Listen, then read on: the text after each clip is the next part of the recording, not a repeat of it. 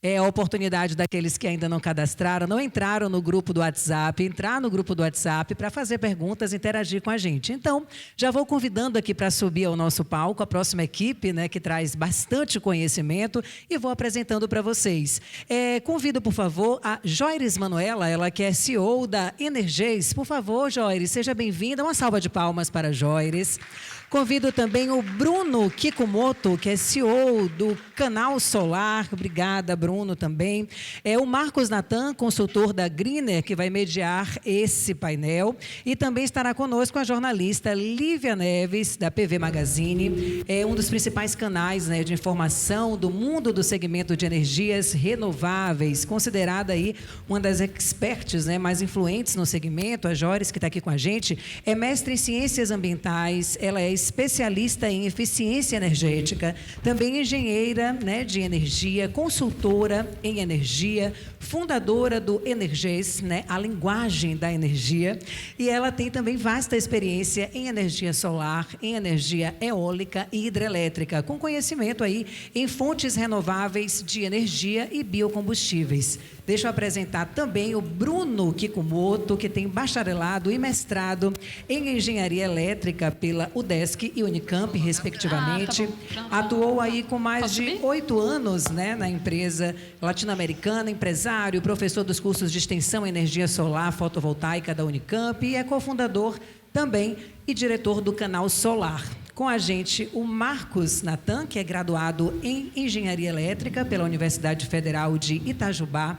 Ele é pós-graduado em Administração de Empresas pela FGV, tem experiência também em proteção e comissionamento de subestações de rede básica. Ele vai também tratar de questões de transação de ativos, assessoria e revisão técnica, econômica e regulatória de negócios relacionados ao mercado fotovoltaico.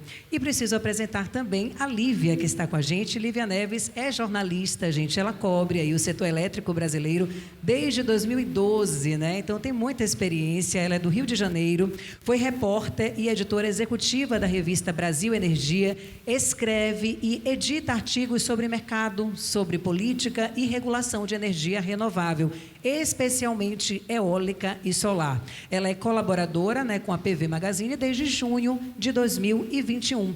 O Marcos Natan, né, vai falar primeiro, me parece que é isso. Eu vou passar a palavra para a Lívia, que ela possa então fazer a mediação, mas vamos dar a palavra para o Marcos, né, e aí a gente continua trazendo esse conteúdo. Por favor, com vocês.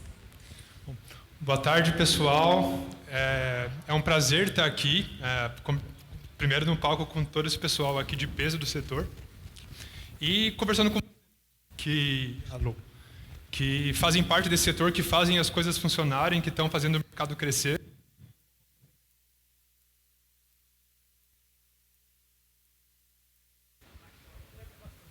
Oi.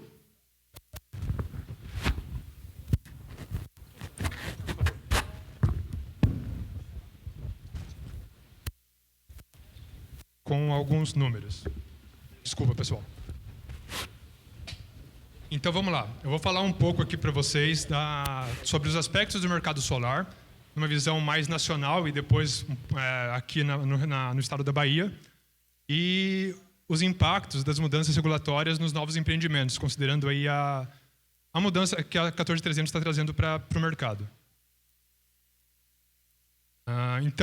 E esses dados aqui foram todos tirados dos nossos estudos da Greener, que são gratuitos, vocês podem acessar no nosso site.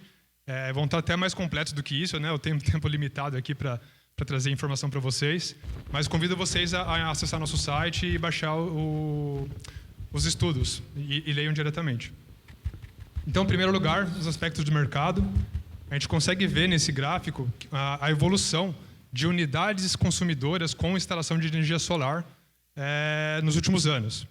Então, a cor mais escura representa unidades realmente instaladas e o verde mais claro representa unidades que recebem créditos, né? Por conta de gestão compartilhada, você pode consumir esses créditos em outras unidades que não só a geradora. E um dado interessante é que dos últimos 12 meses, do meio de 21 até o meio de 22, junho de 22, o número de unidades consumidoras com energia solar instalada dobrou. Mais do que dobrou, né? Foi de 532 para 1.132. Então, o mercado continua demonstrando essa crescente que a gente tem visto nos últimos anos. Mas quem são essas unidades consumidoras, né? Qual é o perfil desses instaladores? Então, esse gráfico de barras empilhadas, ele representa quanto a cada instalação nova de um sistema solar do ano, e qual é o perfil do consumidor. Então, a gente consegue ver que, dos últimos 2 anos, as instalações residenciais dominaram, né, representam praticamente metade das novas instalações, enquanto que as instalações comerciais estão ali em torno dos 25% a 30%. Os demais setores, né, como as instalações públicas, industriais e rurais, têm aí a sua participação, mas predominantemente e de uma maneira crescente o perfil do sistema residencial está crescendo, né, de novas instalações no mercado. E agora, explodindo mais esses números, né, para estados, a gente consegue ver qual foi a potência adicionada, agora em potência, não em unidades consumidoras, a potência adicionada por estado. E ali no canto nós temos uma tabela, ali, o top 5, né, quais foram os 5 estados que mais injetaram potência solar no Brasil nos últimos 6 meses, isso de janeiro a junho, e Bahia está ali, em 4º lugar. Então, quando eu falei que vocês fazem parte dessa história, vocês estão ajudando aí a desenvolver o mercado, isso tem números também, não é só impressão. Vocês são personagens protagonistas dessa história. Beleza, isso até agora. E com essa lei 14.300 e essa taxação do sol, como vai impactar os novos empreendimentos? Detalhes técnicos eu vou deixar para a Joy falar, ela vai conseguir falar com muito mais propriedade do que eu. Eu vim trazer números em relação a resultados de investimento. Então, na Greener, a gente bolou alguns estudos de caso, que também estão nos nossos estudos, vocês podem ver mais detalhes no material gratuito. Eu trouxe para vocês 2 estudos de caso. O sistema residencial, 4 kW ali, né, umas 8 placas, e no próximo slide o sistema comercial, de 50 kW. Como que a nova forma de compensar a energia elétrica, né, considerando a parcela não compensável, afeta investimentos no Brasil todo. Não sei se dá para ver, mas aqui embaixo a gente fez uma barrinha com a comparação de todas as concessionárias do Brasil, e, em média, o tempo de retorno de investimento foi reduzido em 4% para sistemas residenciais. Sendo ali que teve concessionária que o tempo de retorno de investimento diminuiu em 10%, em algumas concessionárias o tempo acabou aumentando. Mas a Coelba, ali, a 4ª linha da tabela, a gente pode ver que mudou o payback, o tempo de retorno do investimento. Reduziu de 4,7 para 4,6 meses. Reduziu em números absolutos, mas é desprezível. Cada projeto é um projeto, vocês sabem muito bem. O que acho que a informação mais importante de tirar daqui não é quanto melhorou ou quanto piorou, é como, para sistemas residenciais, mudou muito pouco. Então, a Lei 14.300 não vai prejudicar o mercado de maneira nenhuma, na nossa visão. Agora, já para sistemas um pouco maiores, né, mas ainda de telhado, né, comerciais, até 50 kW, a gente começa a ver que o tempo de retorno do investimento, na verdade, aumentou. Então, isso é uma piora da situação. Mas, de novo, pegando o estado a área de concessão da Coelba ali, né? Hoje, pelas regras da Resolução Normativa 482, o tempo de payback é de 3,2 meses. A partir do ano que vem, o sistema que for instalado em 2023, o sistema vai se pagar em 3,4 meses. De novo, desprezível. Embora tenha uma porcentagem ali de 8% de piora de retorno de investimento, a partir do ano que vem, o retorno em 3,4 meses é muito menor do que o da CPFL Paulista hoje, do que a Celesc hoje. Então, duvido que vocês vão perder algum cliente, porque ele vai falar, bom, o sistema vai se pagar em 2 meses a mais, não vou investir nisso. É muito improvável. Então, reforço, na nossa visão, sistemas residenciais e comerciais de pequeno porte, microgeração, vão ser muito pouco afetados, se forem afetados pelas novas regras da 14.300. Como a Joy vai falar daqui a pouco, uma parcela da tarifa que hoje é compensável não será mais, mas uma outra parcela que hoje não é compensável começará a ser. Então, para esse tipo de sistema, vai ficar no elas por elas. Eu não trouxe aqui dados sobre o nosso estudo de caso de sistemas ainda maiores. de geração compartilhada, por exemplo. Esses sim foram mais impactados, mas na nossa visão, o mercado não vai morrer, vai continuar existindo sim, vão se construir novas usinas de solo. O que a gente acredita que vai acontecer é que vai se exigir que os projetos sejam muito mais bem feitos, mais enxutos, haverá menos margem para erros. Mas o mercado não vai deixar de existir, ainda vai existir um retorno de investimento favorável para esse tipo de empreendimento. Então, de maneira geral, reforçando aqui alguns pontos, a importação de equipamentos para a construção de usina solar está acelerada e a gente espera que a importação que chegou no Brasil no primeiro semestre movimente aí investimentos superiores a 35 bilhões entre geração distribuída e geração centralizada. E o preço dos sistemas fotovoltaicos reduziu nos últimos 12 meses para os últimos 6 meses. A gente imagina que isso é bastante por conta do retorno das operações, né, da cadeia logística pós-pandemia. E o dólar desceu do pico, ainda está alto, mas em comparação ao segundo semestre de 2021, ele está um pouco mais favorável para esse tipo de investimento. A gente vê também, por conta da forte elevação da taxa de juros, ficou mais caro se financiar. Então, a presença de investimentos financiados nos últimos 6 meses, né, analisados por essa pesquisa, foi menor. Por outro lado, aumentou-se o número de empresas que oferecem algum tipo de crédito para investimento solar. Então, foi um crescimento de 30% nos últimos 6 meses. E mesmo considerando a Lei Complementar 94, que colocou um teto no ICMS, né, para energia elétrica em todos os estados do Brasil, investimentos em GD continuam favoráveis, continua sendo bom negócio na maioria dos casos. Por fim, como eu falei, o estudo gratuito está no nosso site, mas quem já quiser acessar ele aqui agora mesmo, é só apontar a lente do celular para o QR Code. E muito obrigado pela oportunidade de estar aqui com vocês.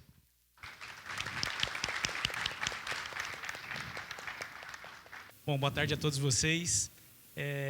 Primeiramente, eu gostaria de agradecer ao pessoal da Aldo, né, pelo convite, pela oportunidade de trazer aqui a gente para bater esse papo, né, para falar aqui de coisas que a gente mais gosta, que é energia solar e capacitação também.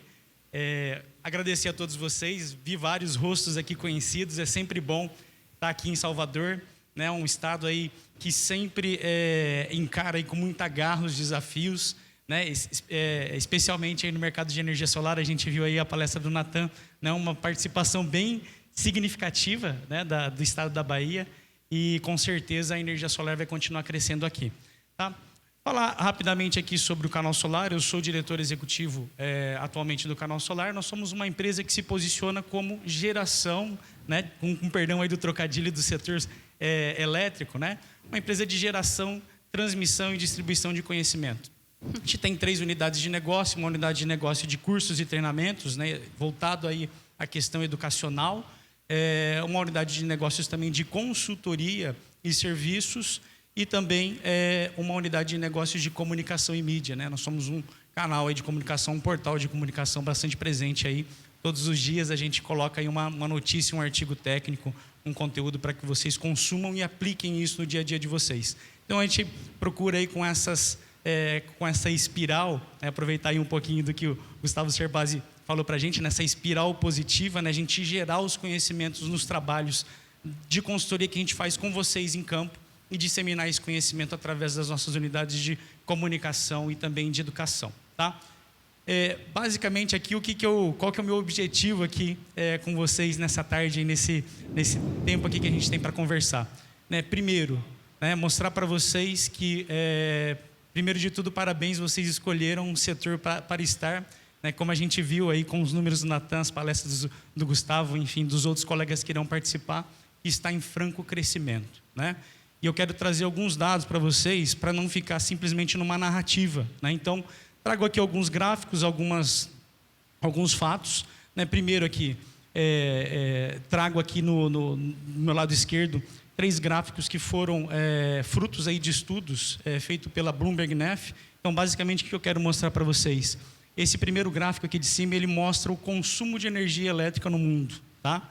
E o que ele mostra para a gente? Ele mostra basicamente 3 cenários. Um primeiro cenário onde a gente tem que é essa curvinha verde aqui mais baixa, onde mostra o nosso cenário atual, não levando em consideração inovações e evoluções que a gente vai ter na vida aí, né, como sociedade. Então, o consumo de energia elétrica, mesmo que a gente não faça mais nada a partir de hoje, não crie nada novo, a gente vai ter um consumo aí que deve dobrar nos próximos 25, 27 anos, né? Até 2050 esse consumo vai dobrar, tá?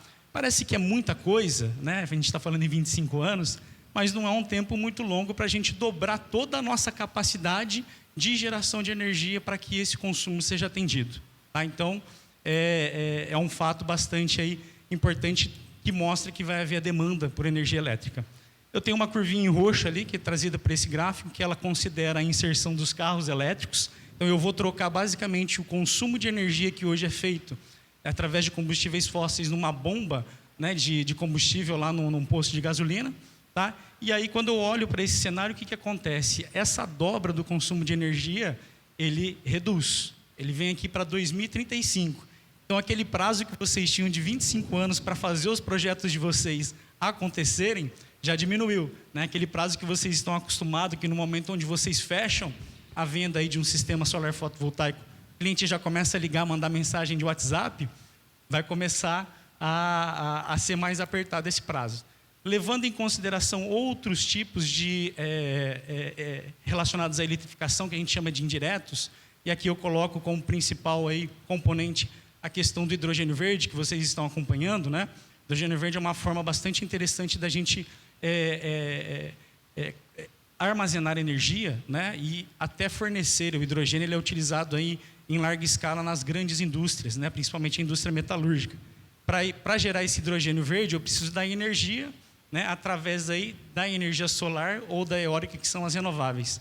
Se a gente levar em consideração esse mercado, essa dobra do consumo de energia vem mais rápido ainda, ela vem aqui para cerca de 2030. Então, de novo, né, o prazo está diminuindo, parece que é muita coisa, mas é muito trabalho, é muito suor, né, de nós aqui que estamos participando desse mercado.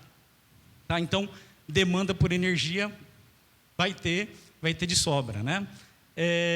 Mostra aqui nesses gráficos, está um pouquinho difícil de enxergar aqui, mas eu mostro o preço, né, na verdade é um relatório da Bloomberg, né, mas ela traz esses números mostrando a queda do preço dos painéis solares fotovoltaicos. Não preciso estar aqui chovendo uma olhada com vocês estão inseridos nesse mercado, mas só para vocês, né, vocês acompanham essa queda, mas para vocês terem uma ideia do tamanho desse número, de 2010 para cá, a gente teve uma queda no preço desses painéis fotovoltaicos, que é o principal, né, ativo dentro aí de um projeto de energia solar fotovoltaica, ele caiu 90%, 89% para dar um número exato.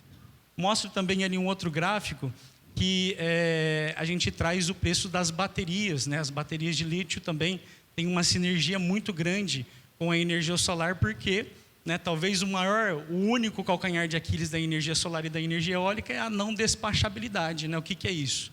Eu não controlo, só gero energia, só consigo fornecer energia para aquele consumo ali, para aquela demanda, nos momentos em que eu tenho o sol irradiando. Quando eu associo a energia solar, por exemplo, com baterias, eu perco esse único pontinho ali, né, de atenção que a gente tem na energia solar. Então, é um outro componente também que tem bastante sinergia com o nosso setor, que caiu nas mesmas taxas de 90% nos últimos 10 anos. Tá? Então, assim, a gente tem a questão da demanda por consumo pela energia elétrica, né? A gente tem preços dos equipamentos que estão caindo, né? E com disponibilidade, não só caindo, mas com disponibilidade, como o próprio Juliano comentou, né? Colocou o pedido na Aldo, vai chegar lá para vocês. E aí, qual que é o outro componente que falta para a gente entregar essa necessidade para o mercado? Né? São vocês. Né? E aí que eu entro com a questão da capacitação, para que a gente consiga atender esses prazos. E esses prazos, eles urgem, não só pelo consumo de energia em si, mas pela questão ambiental também.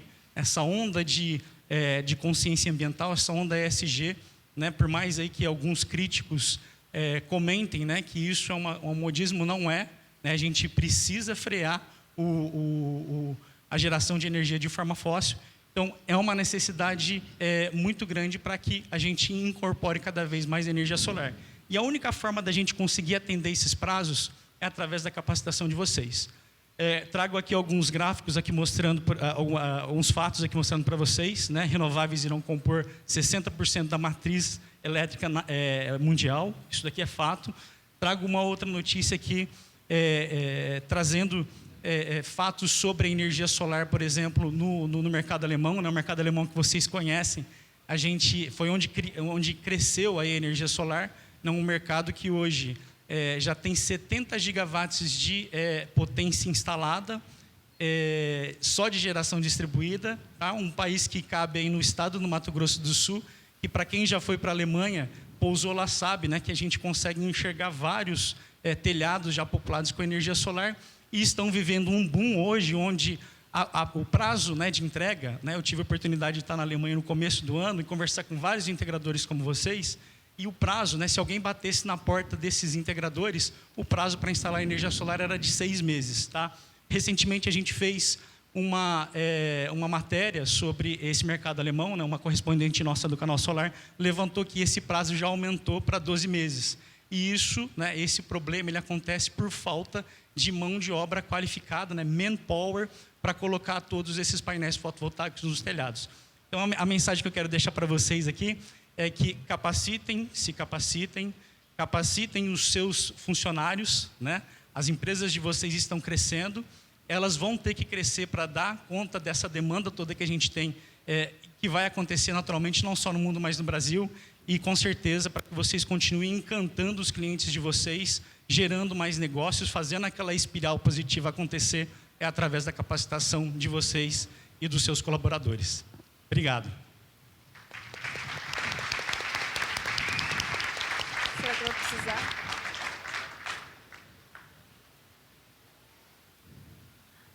Boa tarde, Salvador. Boa, gostei de ver. Só por essa animação, não, vou dar mais uma condição.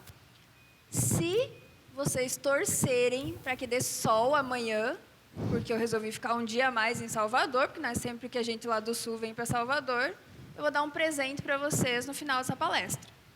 Mas vocês têm que prometer que vão torcer, vão rezar já, que se ninguém trouxe o rosário, ou a fitinha, né? Amarrar a fitinha lá. Vamos torcer, vamos torcer. Vai. Gente, vamos falar então das novas regras. Acho que esse assunto é um dos mais importantes neste momento em que estamos, porque, né, é uma fase aí de transição entre a Resolução 482 e a Lei 14.300. Então, vou utilizar esse tempo da melhor forma. Vou até passar aqui a minha apresentação, fui bem apresentada ali. Depois, no final, deixo o nosso site ali também para quem quiser entrar em contato. E quem não segue a Energias, a linguagem da energia, convido vocês a seguirem nosso Instagram lá. Já passamos das 1000 publicações. Quem diria que um dia iria atingir 1000 publicações, atingimos agora essa semana. Bom, o que é mais importante vocês saberem quando nós falamos da taxação do sol? Eu digo que quem trabalha com energia solar é especialista, tem que ser especialista em energia solar. Tá bom o som ou tá dando um chuviscadinho? Tá bom? Tá. Tem que ser especialista em energia, quem trabalha com energia solar, certo? O consumidor, ele não sabe de tarifa, ele não sabe de fatura de energia. Então, cabe a vocês, a nós, explicarmos o que é a tarifa de energia. E aqui, nessa demonstração, eu tenho os componentes da tarifa de energia. Então, vejam que ela tem uma macrodivisão, que é a TUSD e a TE. Tarifa do sistema de distribuição e tarifa de energia. Só que dentro dessas macrocomponentes, nós temos microcomponentes. Então, dentro da TUSD, nós temos transporte, já vou falar mais do transporte, e aí é dividido entre fio A e fio B. Temos perdas, temos encargos, muitos subsídios que estão dentro da tarifa que a gente paga.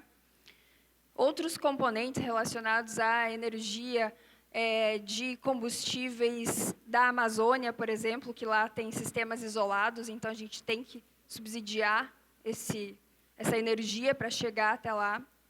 E aí, dentro da TE, nós temos a energia propriamente dita, que é a maior parcela. Temos também transporte relativo à energia de Itaipu. Também temos perdas, outros encargos e outros componentes. Resumindo, isso aqui se subdivide ainda em 35 componentes. Tudo isso está dentro da nossa tarifa de energia, gente. É muita coisa mesmo. Mas, o que vocês precisam saber? Sabendo esses componentes e entendendo o transporte da energia, a gente já entende o que é essa taxação. Vejam que aqui a gente tem uma sequência, né? Geração de energia, lá na usina, passa pelas redes de alta tensão, que são as torres de transmissão, baixa tensão, e vai para a distribuição, ou seja, aqui nas distribuidoras de energia, né? Coelba, Celesc, lá em Santa Catarina. A parcela que representa a remuneração da distribuidora é daqui para cá. A parte da transmissão da alta tensão é o fio A. Tem uma parcela ali na tarifa que a gente paga só para as distribuidoras, para as transmissoras. Para as distribuidoras é o fio B. Então, é essa componente que será remunerada a partir de 2023. Eu deixei ali uma descrição, né? O fio B é a parcela que remunera a rede de distribuição e recebe um reajuste anual. Então, cada distribuidora tem percentuais diferentes aqui dos componentes tarifários. Vocês precisam saber hoje qual é o fio B da distribuidora que vocês atuam, de todas as distribuidoras que vocês atuam, né? Tem gente que atua em mais de uma distribuidora. A Coelba, por exemplo, ela tem um fio B que é um pouco maior do que em outras distribuidoras, devido à densidade demográfica, tá? Normal. Então, tem que prestar atenção nesse número. O que vai acontecer, como era, né? E o que vai acontecer a partir de 2023. Até então, nós temos uma compensação de energia que é 1 para 1. Ou seja, gerei 1 kWh que equivale a R$1, vou compensar 1 kWh que equivale a R$1. Aqui eu não estou falando de imposto ainda, tá? Agora, teremos uma regra de transição com pagamento desse fio B. Em 2023, vai ser pago 15% do fio B, 2024, 30%, 25%, 45%, e vai aumentando de 15% em 15% até chegar em 2028 com 90% do pagamento do fio B. Então, quando muita gente fala que a energia solar não vai mais valer a pena, que vão pagar 40%, 15%, 30% em cima do quilowatt-hora, na verdade não é isso, né? Nós vamos pagar 15% sobre o fio B, digamos 44%. Mas daí tem mais um detalhe que ninguém fala, vocês têm que prestar atenção, que esse pagamento não é sobre a energia gerada, é sobre a energia que passa no medidor. Por isso que o fator simultaneidade é tão importante agora com as novas regras. O que não passa no medidor, ou seja, o que a distribuidora não vê que foi gerado, que não injeta na rede, não é cobrado.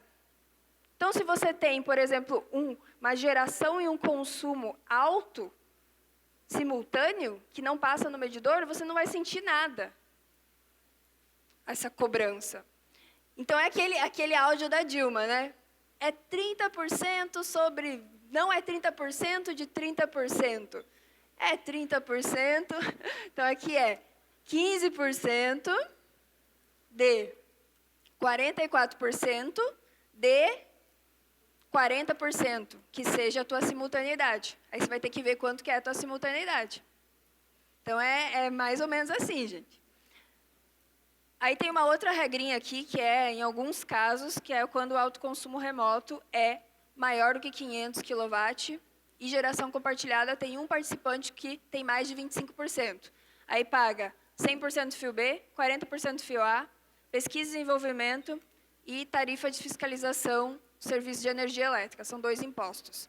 Nesses casos, já de imediato, paga esses componentes. Mas aí, quando fala em 500 kW, também tem que pensar que o fio B, no grupo A, ele inexiste na fora ponta.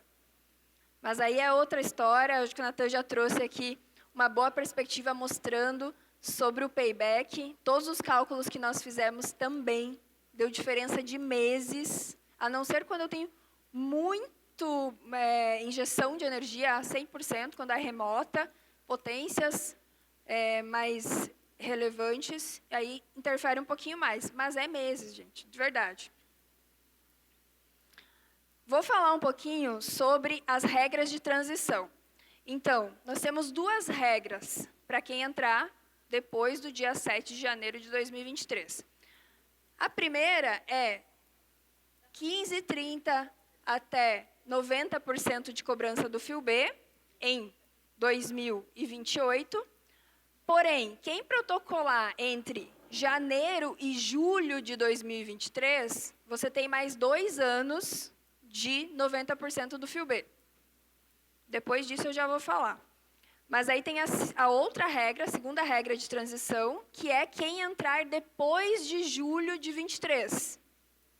Nesse caso, chegou em 90% do fio B, já começa a regra definitiva. Então, eu tenho 2 regras de transição aí, que são parecidas, a diferença é que uma estende 2 anos.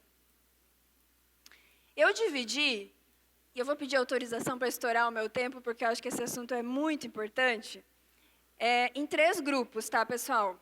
Primeiro grupo, quem tem o direito adquirido, ou seja, quem já tem sistema instalado, e quem protocolar a sua solicitação de orçamento de conexão até o dia 7 de janeiro de 2023. Ainda estou em dúvida se é 7 ou 6, porque às vezes a ANEEL fala 6, às vezes ela fala 7, na nota técnica 41 saiu dia 7, em alguns lugares fala 6, porque a lei tem a data de uma data e foi publicada em outra data. Então, mas é entre 6 e 7 de janeiro de 2023.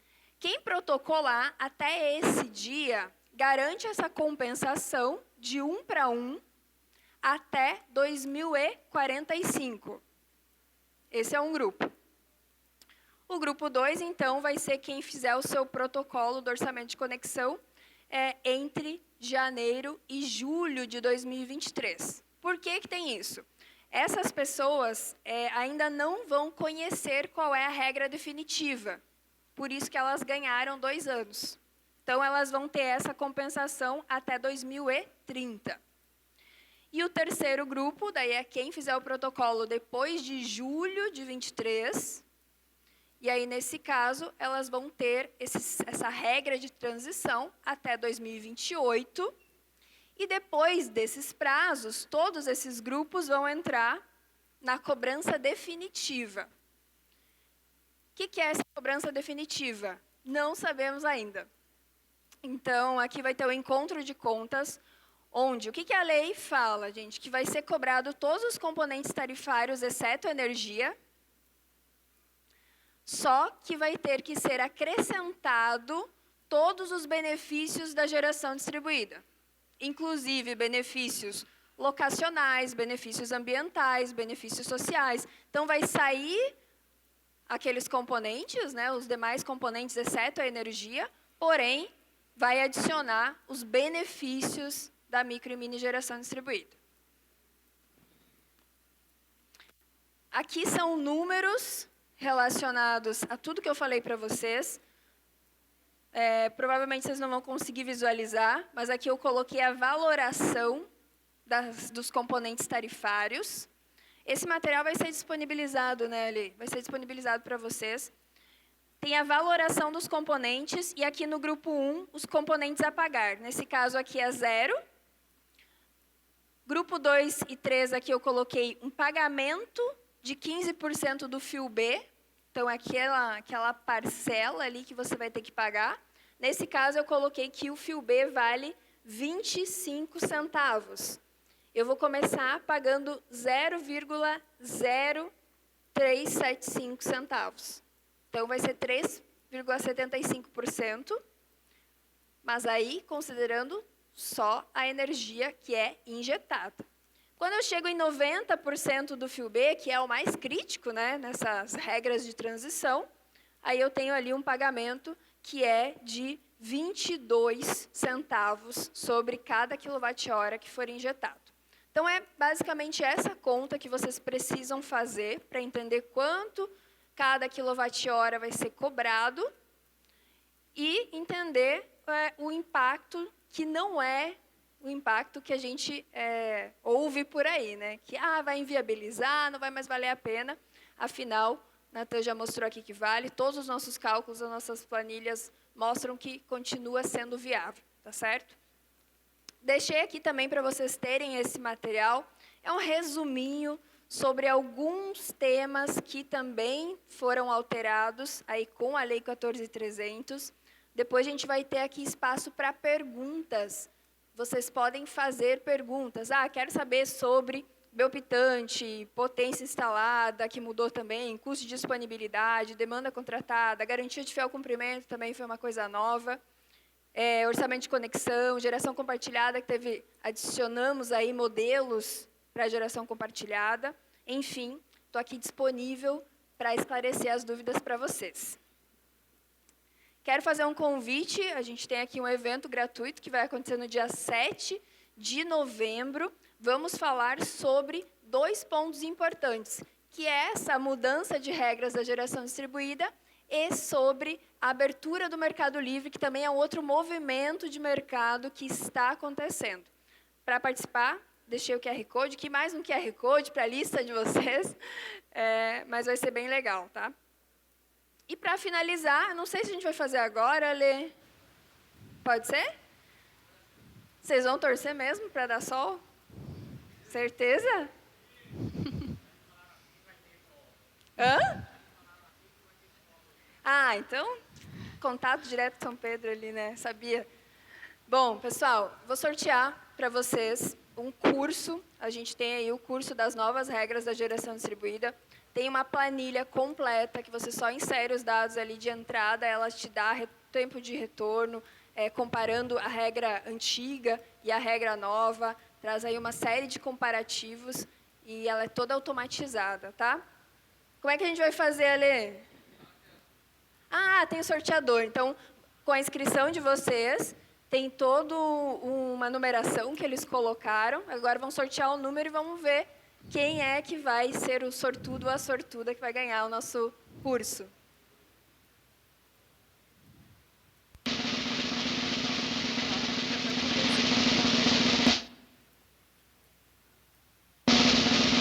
A pessoa tem que estar aqui, hein? Patrick Lincoln Oliveira da Silva. É esse? Tá aí?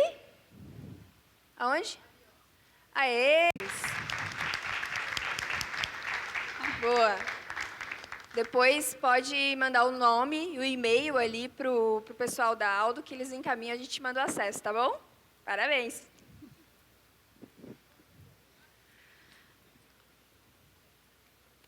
Alô? Oi, bom, boa tarde. Vamos começar agora uma sessão de perguntas, debate, que eu separei 3 perguntas para fazer para os palestrantes e depois eu vou ler algumas das perguntas que a gente recebeu da plateia. Bom, vou começar pela ordem das apresentações. Natan, você mostrou um pouquinho da pesquisa de mercado da Greener do primeiro semestre, que já é bem conhecida, né, dos integradores, e como eu vi ela completa, que está disponibilizada no site, eu sei que tem uma seção ali muito interessante falando sobre qual é o perfil das empresas integradoras que mais vendem, né? Que tem um volume de vendas maior. E aí, se você puder comentar, porque eu acho que é muito do interesse das pessoas que estão participando hoje do evento, né? Saber quais estratégias elas podem também adotar. Até uma pergunta apareceu durante a apresentação do Sebase, né? Ele mencionou isso, eu achei interessante o ponto dele sobre entender o local onde as empresas estão atuando, mas, de qualquer forma, acho que pode ser interessante você compartilhar essa visão mais ampla. Muito boa pergunta, Lívia. Entrando mais em detalhe, não sei se todo mundo está familiar, mas a Greener faz uma entrevista semestralmente com integradores do Brasil todo.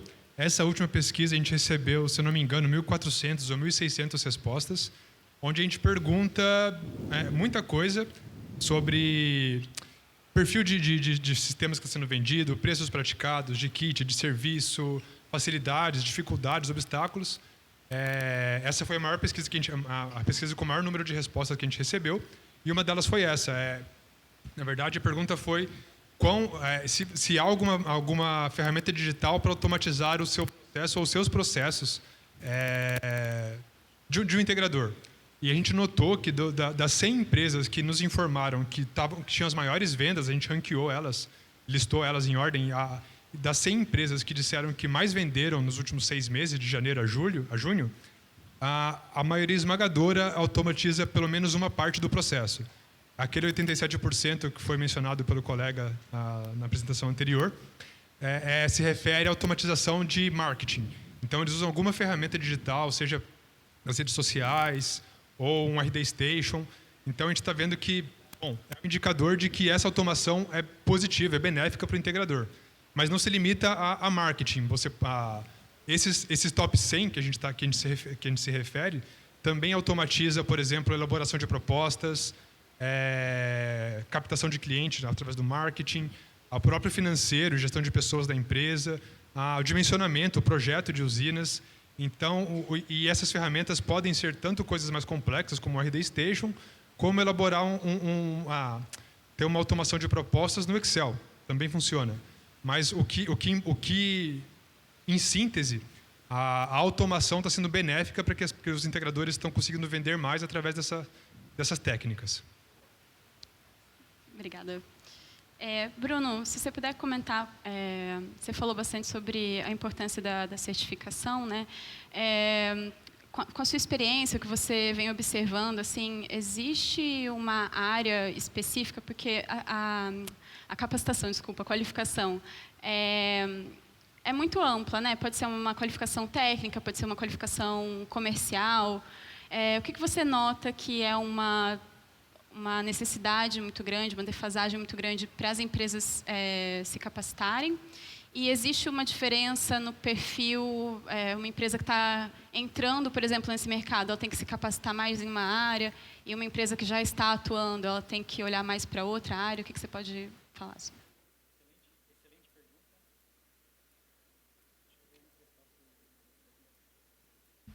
Alô. Excelente pergunta, Lívia. E assim, né, eu sempre falo que a gente tem que apostar em capacitação e educação em todos os níveis, né? Mas a sua pergunta ela é muito interessante porque assim, né, durante a vida, né, da empresa de vocês, da vida profissional de vocês vão ter diferentes etapas e diferentes necessidades. Então assim, vamos começar, né? Vamos começar do começo, né? Quando você funda a tua empresa, qual que é o teu principal, né? Na minha opinião, qual que deve ser o teu foco, né? É vender, né? Se você não tiver venda na tua empresa, não adianta você ter todas as outras áreas funcionando, né? Isso vale para toda a vida útil da empresa, né? Mas especialmente no início, né? Então, eu colocaria aí como o principal fator para você se capacitar, né? E aí não só se capacitar comercialmente, a gente vive um setor que é muito técnico, né? A gente tem uma característica de ter uma venda consultiva, né, Lívia? Você tem que educar o teu cliente, apesar de que hoje, né, a PV Magazine, o Canal Solar, a Aldo, né, traz, né, a Joy traz aí bastante informação, né, muito diferente de, por exemplo, há 5 anos atrás, que não é um horizonte tão distante assim, né, mas mesmo assim os clientes eles têm muitas dúvidas.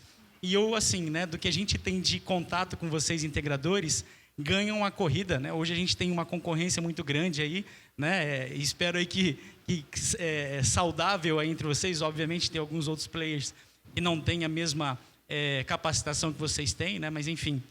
Então, essa corrida geralmente quem ganha é quem traz mais informação e mais informação aplicável para aquele cliente, né? Eu também já fui integrador, eu já cheguei a sentar na frente de um cliente, Lívia, e eu comecei a explicar fluxo de caixa, TIR, né? E era um empresário já de uma longa data, né? Dono de uma rede de supermercados.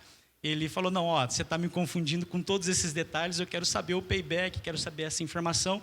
Então, né, ter essas informações, se capacitar para passar as informações que o cliente que vocês estão atendendo precisa, né? E aí, ao longo dos tempos, né, a tua empresa ela vai crescendo. Essa questão que o Serbasi comentou, né, da questão da gestão financeira da empresa, né? No começo é mais fácil, você vai gerir 1 ou 2 projetos.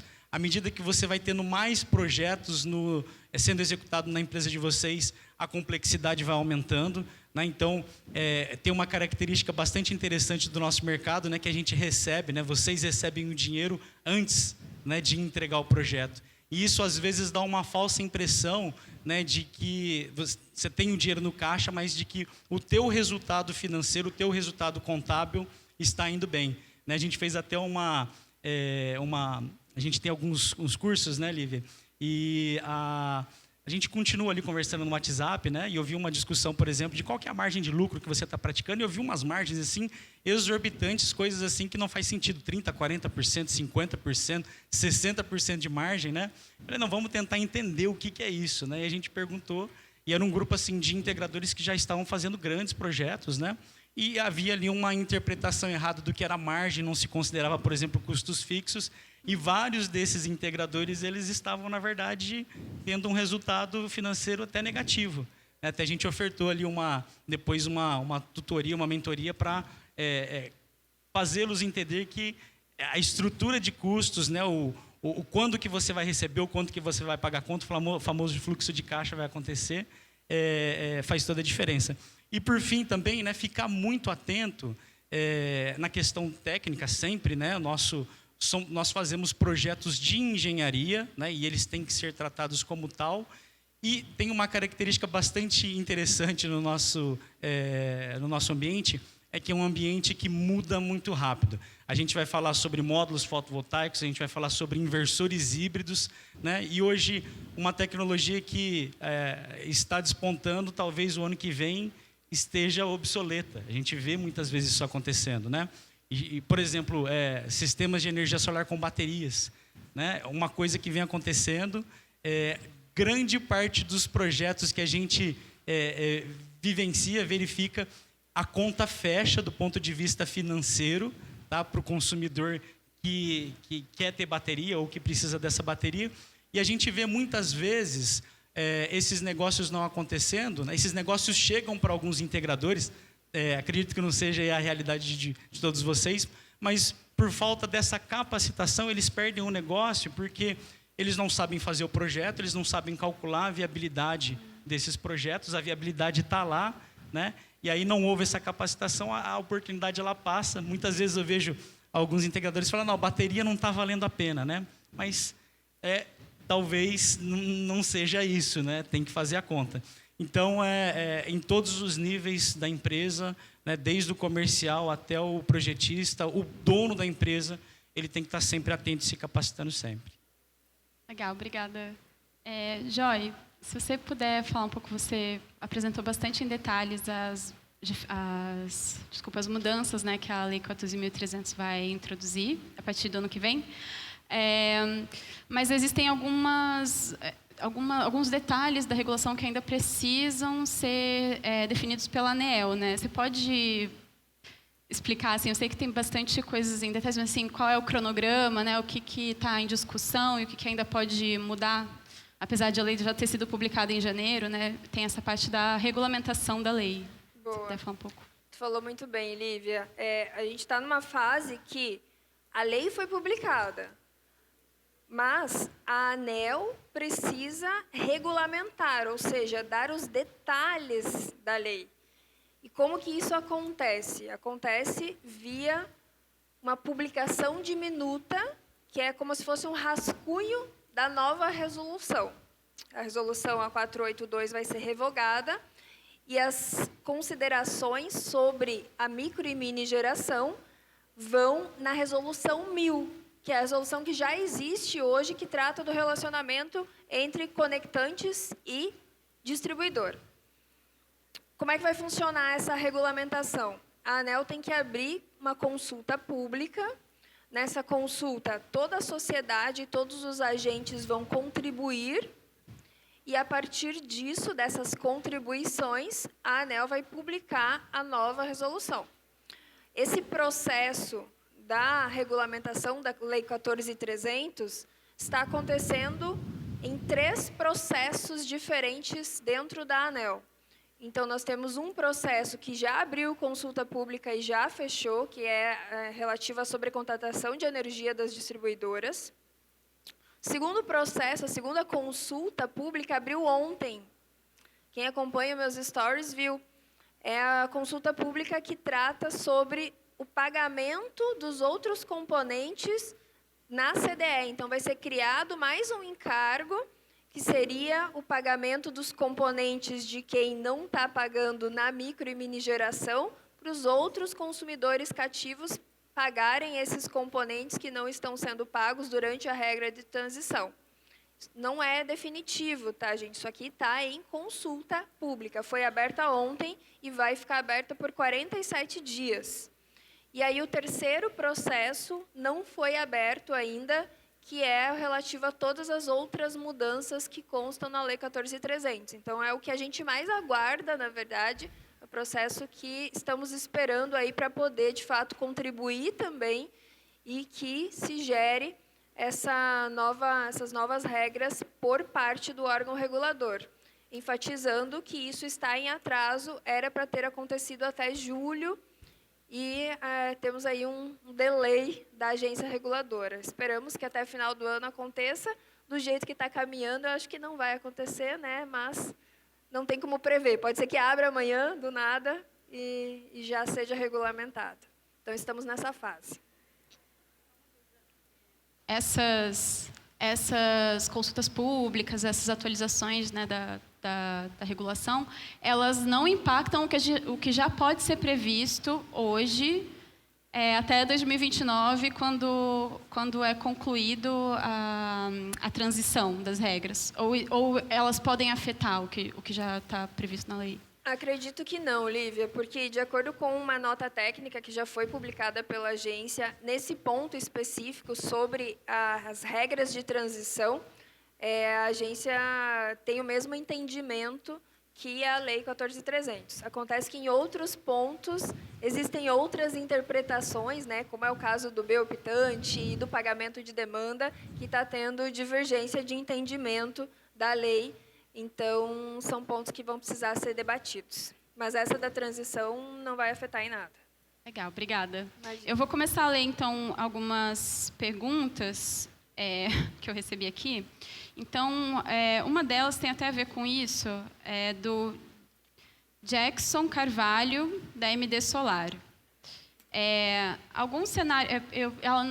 ele não direcionou, o Jackson. Quem é o Jackson?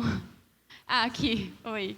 Ele não direcionou, então acho que se vocês tiverem comentários e tal, considerações, algum cenário político pode revogar ou cancelar essa resolução nova e manter os benefícios da 482, ou seja, manter, pelo que eu entendi, manter como é hoje o sistema de compensação de créditos? Vocês veem isso acontecendo? Cancelar não, né?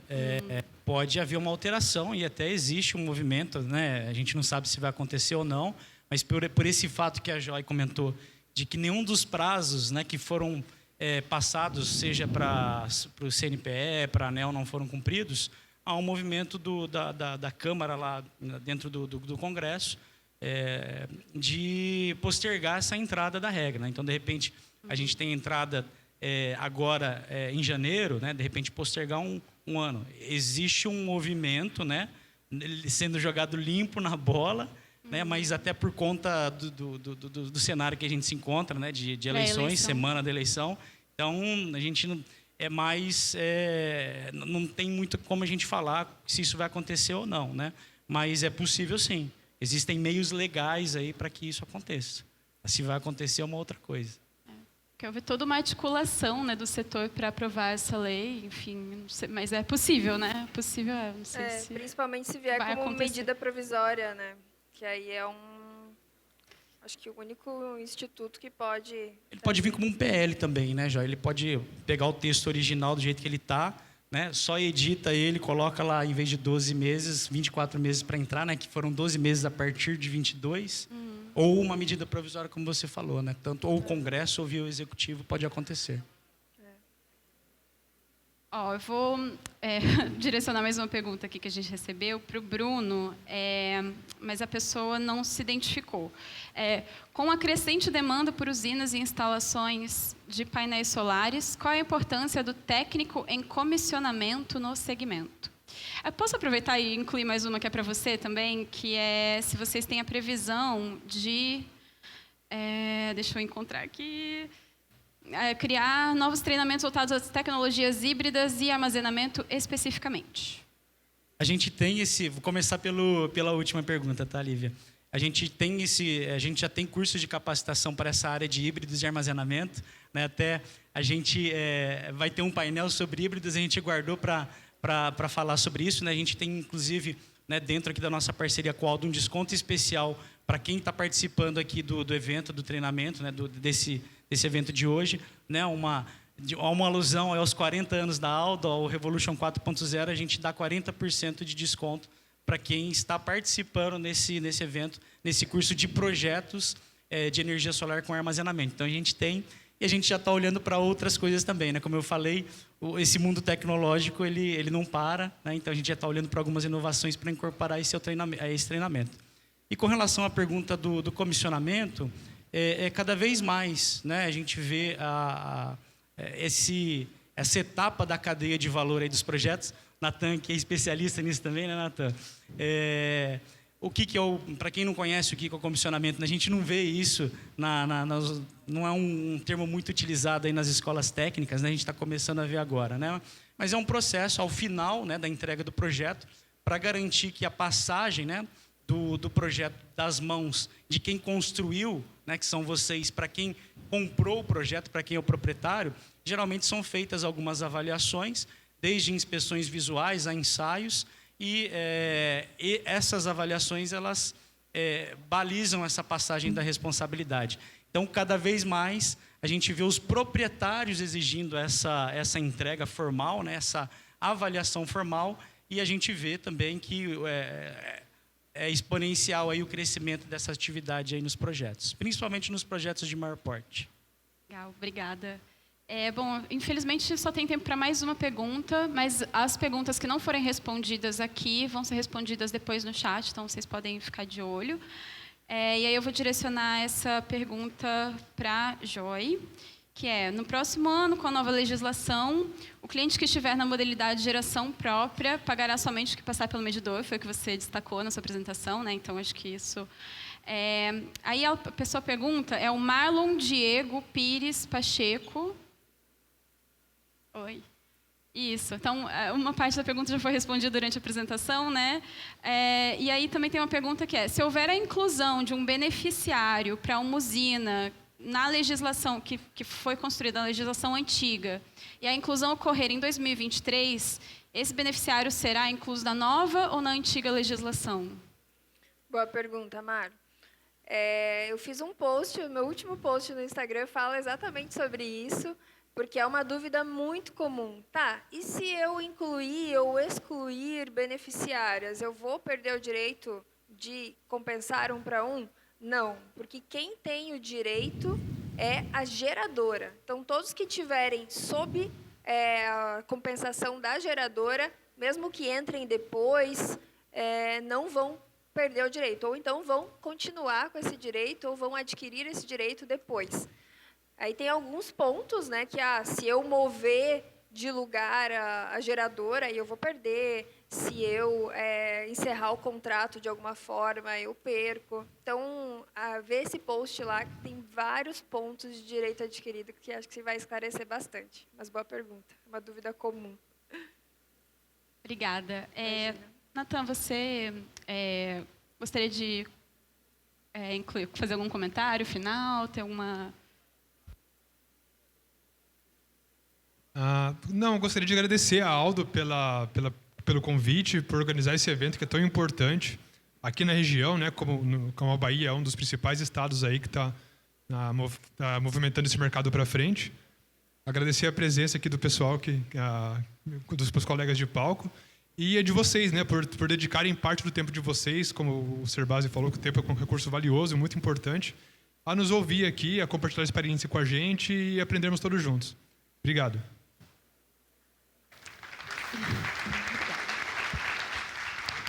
Acho que é isso.